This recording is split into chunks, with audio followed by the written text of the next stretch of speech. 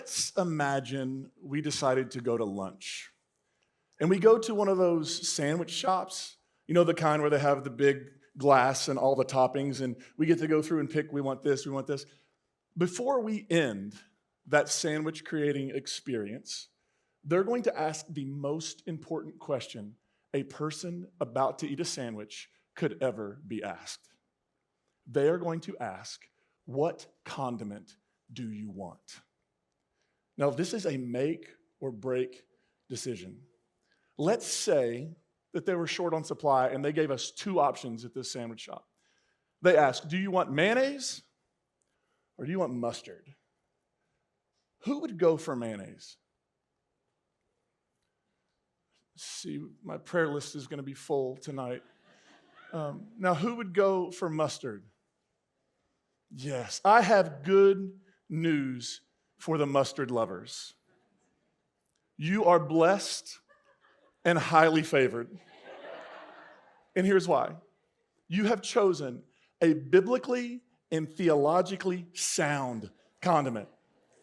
Jesus never said anything about mayonnaise. But surprisingly, mustard comes up quite a bit in the teaching of Jesus. He talks about faith the size of a mustard seed, something small and insignificant, and yet somehow that faith, that small faith, is enough to move mountains, to change your life, to change the world around you. Apparently for Jesus, saying something like, I believe, help my unbelief, is quite enough. And then he told a parable about mustard seed.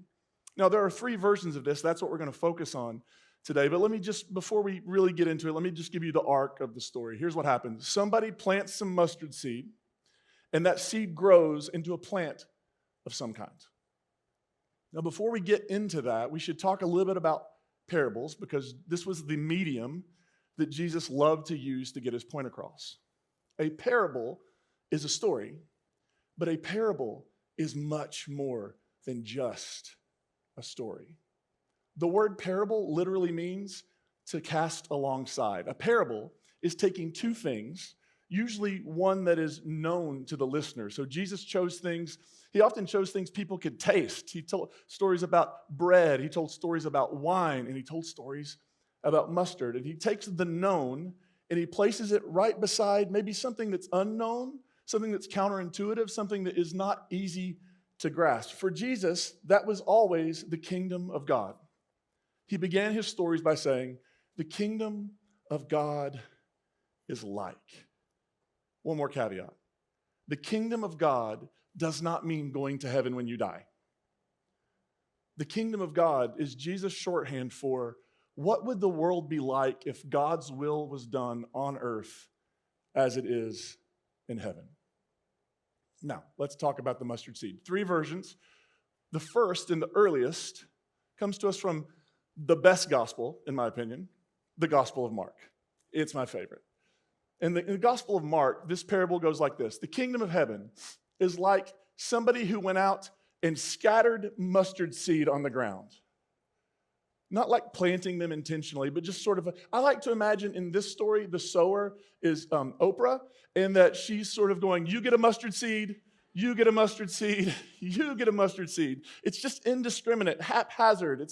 You could say it's almost wasteful, but it also could be considered lavish, right? You're throwing mustard seed everywhere. And Jesus says that little seed grows into a great shrub. And under the shade of that great shrub, the birds make their nests. So Jesus is talking about mustard. I don't know if you know a lot about mustard. It's my favorite, so I know a little bit about mustard. And here's what's interesting. Mustard is kind of like, if you're from the South, mustard is kind of like kudzu. Once it starts to grow, you cannot get rid of it. People often don't plant it in their fields because it has the capacity to choke out other crops. It's sort of obnoxious. It doesn't respect boundaries. It just goes where it wants to go, and you just can't get rid of it. Jesus says that's what the kingdom of God is like. But then about a decade later, somebody wrote a gospel that we call Matthew. And in Matthew's gospel, something interesting happens. I flipped over and I'm looking at Matthew's gospel, and I realized Matthew makes some changes. Now, first you have to know Matthew knew Mark very well. Matthew committed a lot of copyright law violation with the Gospel of Mark. He used 90% of it. Matthew incorporated 600 of Mark's 678 verses into his gospel. But in this story, he doesn't just incorporate it, he does something with it. In this version, Matthew says that, has Jesus say, that the sower comes out and he sows the seed in a field. Not like haphazardly, not throw it about. He plants it intentionally in a field, and then that seed grows and becomes a shrub. Wait, it's not done. And that shrub transforms into a giant tree that stretches into the sky with abundant branches. Among those branches, the birds of the air make their nests. I read that, and I thought, well, that's an interesting switch. So that's a couple of really crucial details that Matthew alters. And then I remembered there's another version in the Gospel of Luke. And I will save you a spoiler alert. Luke changes it again. He doesn't leave it the same. In the Gospel of Luke, he says that somebody went out and sowed some seed, and this time they put it not on the ground, not in a field, they put it in a garden. And then Luke says what happens is he skips the middle plant, and he just says a massive tree grew, stretching into the sky with abundant branches, among which the birds of the air made their nests. I thought, this is really interesting. We have three versions of the same parable, and the only detail among the three that is consistent is the mustard seed. How it's planted, where it's planted, and what it produces changes from gospel to gospel. So I started wondering, specifically about that image of a tree, the shrub that transforms into a tree, and then Luke's tree. Where does that come from? And because people on Facebook told me to, I did my own research. And when I did my own research, what I discovered was this is actually an image that comes to us from the Hebrew Bible. If you go to the Hebrew scriptures, you'll find this image of a tree reaching into the sky with branches that have birds nesting in it in several interesting places. One is in the book of Daniel, where this king of Babylon, the empire that ruled during the setting of this story, where this king has a dream that absolutely freaks him out. And he can't really explain why, he just knows it doesn't seem good for him. And so Daniel comes and the king tells him, I had this vision of a tree, really big, stretching into the sky. The birds were in the branches and all that. And then all of a sudden the branches get stripped off and the tree gets lopped off and there's nothing but a stump left. I don't think that's good news, Daniel. What do you think? And Daniel gives him the message that no king or wannabe king ever wants to hear. And that is, the message, king, is you are not in charge of the world. Somebody else is. So that's one instance. In a couple other places, other empires are associated with this image. The Egyptian empire is associated with the tree stretching into the sky with branches and birds nesting in their branches. And then there's another in Ezekiel, where Ezekiel describes Israel.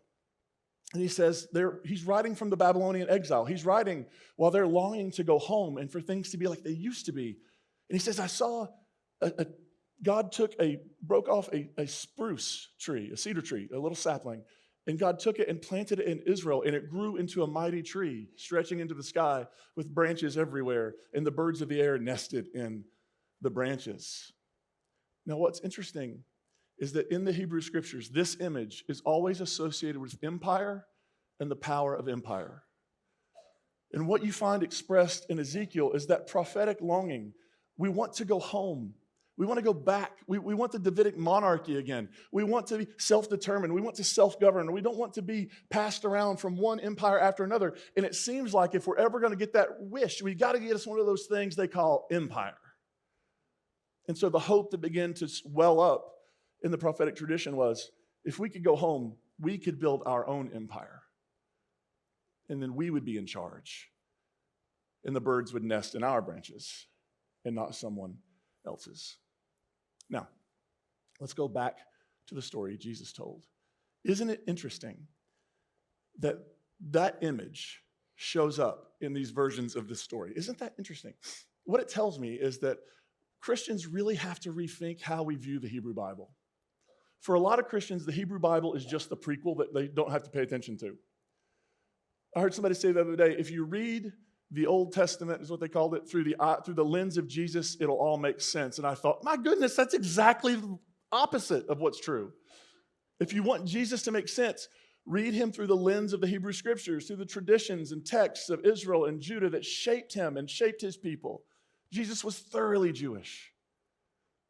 And so we come back to the parable. Let's think about what happens here.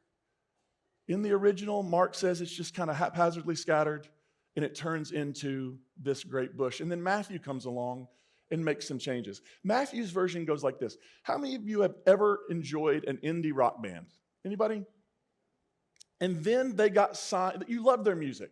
It was edgy. It was meaningful. It challenged the systems. And then they got a record deal. And they had to worry about things like stuff radio will play. And suddenly their music lost its edge. They were singing, music that didn't fit their persona. That's what happens in Matthew. The mustard seed starts out as a shrub. The Jesus movement begins as this resistance against empire. But Matthew sees it coming. Eventually, it's going to be transformed into an empire of its own. And then we come to Luke. And what does Luke do? Luke says, can we skip the pretense that we want this thing to be a little movement that's kind of a nuisance to the empire? Can we just say, we want a Christian empire? To put it another way, Luke prepares the church for Constantine and the Romanization of the Jesus movement. Because what began as a movement to resist the dehumanization of empire eventually gets transformed into a movement that benefits from empire doing really well. And suddenly, the resistance movement of Jesus needs the empire to succeed. Friends, I would submit that Christians have struggled, that followers of Jesus have struggled with this tension, maybe since Jesus was tempted in the wilderness. How will we respond to the seductive power of empire, wealth, and control? What will we do when presented with that temptation? And sadly, throughout Christian history, we have example after example of Christians choosing the wrong path. Take the era of Constantine, when Christians chose empire over the movement. Take the Crusades, where they decided you could kill your way to the kingdom of God. Take white pastors in the South in the Civil Rights era telling Dr. King, not now, not yet. Take the rise of Hitler in Nazi Germany, where Christians lined up in support. Take our own moment, where we are being confronted with Christian nationalism, white Christian nationalism. What are we going to do in the face of that challenge? Are we going to sell out? Are we going to gain the world and lose our souls? Or are we going to make a different decision this time? I think what the mustard seed parable tells us is that Jesus' intention for his movement was that it would be wild, that it would be a bit of a nuisance to the powerful, but it would be a shelter for the powerless, that it would be a place where those looking for home could find belonging, a belonging that was always theirs to begin with. I think what we desperately need now is we need to rewild the church. We need to inject some of that nuisance, some of that expansion, but not up into the sky like a powerful tree, but on the ground, creepy, crawly, moving wherever we possibly can, looking to provide shelter for those who are in desperate need of it. I have a few suggestions for that. This is not going to be exhaustive, but just a few suggestions that may be helpful. First, I think if we rewild the church, what ends up happening is we take the message and challenge of Jesus seriously. Too often in Christian history, Jesus has been a mascot or a means to an end. What if he meant for it to always be wild? What if he meant for us to always be a burr in the saddle of empire? What if that was the intention all along? What if up and to the right, baby, isn't what Jesus intended to begin with? What if all the ways we've been taught to measure success of church are bound up in empire and capitalism and not in carrying crosses and loving enemies? I think a rewilded church is going to have to take Jesus' message very seriously. I also think a rewilded church would be grounded not in fear and scarcity, but in love and abundance. How many of you remember when COVID hit and people went to the grocery store to panic buy, let me check my notes, toilet paper? I remember going down the grocery aisle, looking up and going, where's the toilet paper? Who took the toilet paper? We allowed fear to cause us to panic. We allowed fear to tell us that there's not enough. And I don't think most people thought, I don't want anybody else to have this. I think a lot of people thought, I hope they get theirs, I've got to get mine.